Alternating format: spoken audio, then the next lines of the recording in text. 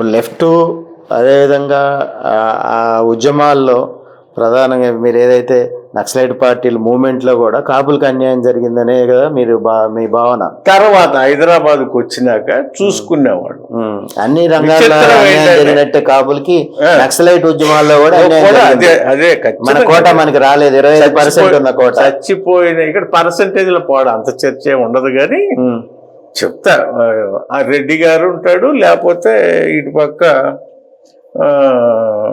కమ్మాయన ఉంటాడు అనమాట. ఎక్కువ నాయకత్వంలో కమ్మోడు కనపడేవాడు. సరే, నేను కాపు సంఘంలో ఆరంభంగా హైదరాబాద్ వచ్చినాక కొద్దిగా వాటిల్లో పార్టిసిపేట్ చేసిన దశలో ఒంగోలులో ఒక మీటింగ్ జరిగితే ఆ మీటింగ్కి వెళ్ళాను.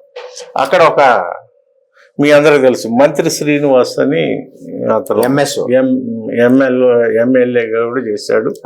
కాంగ్రెస్ ఒంగోలు మున్సిపల్ చైర్మన్ గా చేశాడు. అది ఇప్పుడు కేబుల్ ఎండి. ఆ రోజున వాళ్ళ నాన్నగారు ఉన్నారు అప్పట్లో 90s లోనే, ఇంకా 2000 రాలా. వెళ్ళినప్పుడు మామూలుగా మీటింగ్కి వెళ్ళినప్పుడు వాళ్ళ ఇంటికి వెళ్ళి వాళ్ళ నాన్నగారిని కలిసినప్పుడు నేను వాళ్ళకి ఒక చర్చ పెట్టా. అతను కమ్యూనిస్ట్ పార్టీలో వాడని, ఇట్లా ఉందండి పార్టీలో కూడా ఇప్పుడు కులం ఇది అది ఉందని నేను మాట్లాడేదానికి ఆయన అన్నాడు, ఇప్పుడు ఉండేది ఏంటి బాబు మీకు తెలియదేమో, ఇది మొదటి నుంచి 50s లో ఉంది, నాకు తెలుసు. అది 50s లో జరిగిన వాటిలో ఎలక్షన్లలో వాళ్ళు తెలివిగా అధికారం కోసం వాళ్ళు అప్పుడే సీరియస్ ప్రయత్నించారు. ఎక్కువ ఎమ్మెల్యేగా పోటీ చేసిన లిస్టు తీయించుకో, వాళ్ళు ఉంటారు, తర్వాత రెడ్లు ఉంటారు, కమ్యూనిస్ట్ పార్టీ అంటే కమ్మోళ్ళ కోసం పెట్టింది అన్నట్టు మాట్లాడాడు. దాన్ని బోల్డ్ అన్ని చెప్పాడు ఎవడెవడు నాయకులు. అది నిజం. ఇప్పటికి కూడా సిపిఐలో కొద్దిగా ఒక్కరాయి రెడ్లు కనపడతారు, సిపిఎంలో మీకు అది కూడా కనపడదు. అది చూడండి, ఇప్పటికి ఈ రోజు కూడా వాటి పరిస్థితి అట్లాగే. అంటే ఈ కమ్యూనిస్ట్ పార్టీ ఒక పెద్ద మహత్తరమైన తెలంగాణ సాయుధ పోరాటం నడిపినప్పుడు, తెలంగాణలో జరిగిన పోరాటం దీని ప్రభావం ఆంధ్ర ప్రాంతంలో ఎక్కువ. ఆంధ్ర ప్రాంతంలో ఉద్యమం కూడా ఉధృతంగా ఉంది. ఎస్పెషల్లీ ఆంధ్ర ప్రాంతంలో ఉధృతంగా ఎక్కడుంది? ఈ కమ్మ వాళ్ళు రెడ్లు ఉన్న ప్రాంతాల్లోనే ఉంది. అంటే వాళ్ళే తీసుకున్నారు ఈ లెఫ్ట్ ఉద్యమాన్ని కూడా, వేరే వాళ్ళకి పోకుండా వాళ్ళ చేతుల్లోనే ఉంది. ఆ రకంగా ఆ రోజున కమ్మోళ్ళు ఎక్కువ మంది, ఆ కమ్మ సామాజిక వర్గం వాళ్ళు సీట్లు ఎందువల్ల తీసుకున్నారంటారు? మీరు ఏదైతే అగ్రవర్ణాలు చెప్తారో వాళ్ళు ఒక ప్లాన్ ప్రకారమే వాళ్ళు చేశారు అది. ఎందుకంటే ఈ స్వాతంత్రానంతరం వచ్చిన మన భారతదేశంలో, ఎస్పెషల్ ఆంధ్ర రాష్ట్రంలో, మీరు మొట్టమొదటి ముఖ్యమంత్రులు వాళ్ళు ఎవరో చూడండి, అంత బ్రాహ్మణ సామాజిక వర్గం వాళ్ళు ఉన్నారు. మీరు ఆ రోజుల్లో అంతా కూడా బ్రాహ్మలే కాస్త ఆస్తిపరులుగా ఉన్నవాళ్ళు ఉండేవాళ్ళు, తప్పించి రెడ్లు ఉండేవాళ్ళు. ఎందుకంటే తెలంగాణ చూసుకుంటే రెడ్లు ఆధిపత్యం మనకు కనపడుతుంది. విష్ణూరు రామచంద్రారెడ్డి మొదలు, జన్నారెడ్డి ప్రతాప్ రెడ్డి మొదలు, ఇట్లా చాలా మంది దేశముఖులు అంటారు ఇక్కడ భూస్వాములు. వాళ్ళ ఆధీనంలో వేల ఎకరాలు ఉండేవి. కొన్ని గ్రామాలు కూడా వాళ్లే ఉండి గుర్రం మీద తిరిగి పన్నులు వసూలు చేసుకుంటారు, మెల్లమెల్ల కూడా భూములు లాగేస్తారు. ఇవన్నీ ఒక చరిత్ర, తెలంగాణ చరిత్రలో మీకు తెలుస్తాయి.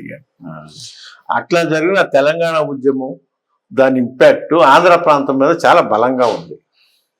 బలంగా ఉన్నప్పుడు ఆంధ్ర ప్రాంతం మీద కూడా, అంటే గవర్నమెంట్ అంతా ఒకటే ఉంది కాబట్టి, అది మొత్తం కూడా తెలంగాణలో ఎంత తీవ్రంగా పోలీసులను ఉపయోగించారు ఉద్యమం మీద, ఆంధ్ర ప్రాంతం నాయకుల మీద కూడా అదే జరిగింది.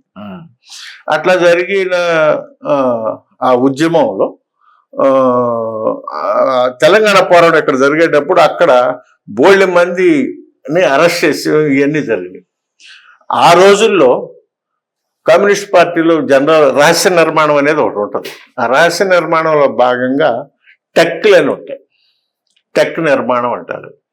దానిలో డన్ను, డంపు, కొరియర్, కాంటాక్ట్ ప్లేస్, ఇట్లా కొన్ని ఉంటాయి కీలకమైనవి.